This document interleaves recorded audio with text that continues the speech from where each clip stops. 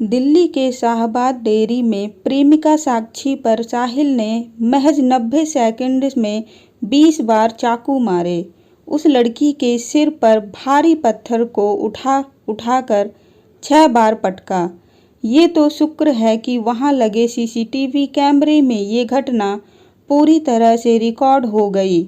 ऐसा नहीं होता तो वहां मौजूद लोग तो सिर्फ तमाशा ही देखते रहे, वैसे ही अपनी मंजिल की तरफ बढ़ते रहे जैसे मानो दिल्ली में ये मर्डर की घटना नहीं हो रही थी।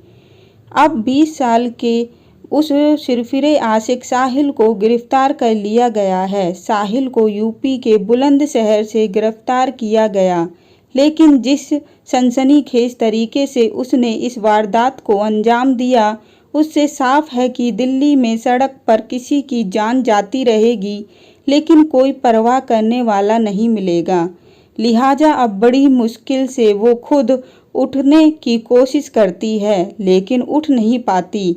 बस मौत से अकेला जद्दोजहद करती रहती है। वक्त बीतता जा रहा था और खून जिस्म से निकलकर सड़क लाल करता जा रहा था।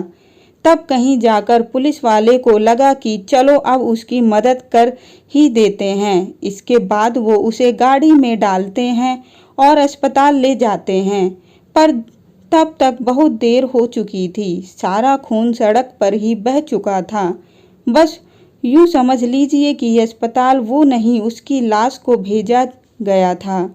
एक भरे पूरे शहर में मदद के 2 अदद हाथ भी उसे मयस्सर नहीं हुए और उसने घसीटते तड़पते उसी जगह दम तोड़ दिया। दिल्ली के शाहबाद डेयरी थाना क्षेत्र में एक 16 वर्षीय लड़की की उसके प्रेमी ने चाकू मारकर हत्या कर दी, जिसकी पहचान 20 वर्षीय साहिल के रूप में हुई है। लड़की के कत्ल का आरोप साहिल नामक युवक पर लगा है। आरोप है साहिल से लड़की की कहासुनी हो गई थी। इससे वो इतना भड़का कि नाबालिग पर चाकुओं से वार करने लगा। लड़की पर चाकुओं से करीब 40 बार किए गए। चिंता और हैरानी की बात यह है कि गली में साहिल नाबालिग को चाकुओं से गोद रहा था और कोई बीच बचाव करने नहीं आया। आरोप लड़की को जख्मी और मौके से फरार हो गया। इलाज के दौरान नाबालिग की मौत हो गई। अब सवाल ये है कि इस मौत के लिए जिम्मेदार कौन है? वो लोग जो मौत का तमाशा देखते रहे या वो पुलिस जो वक्त पर काम ना आई?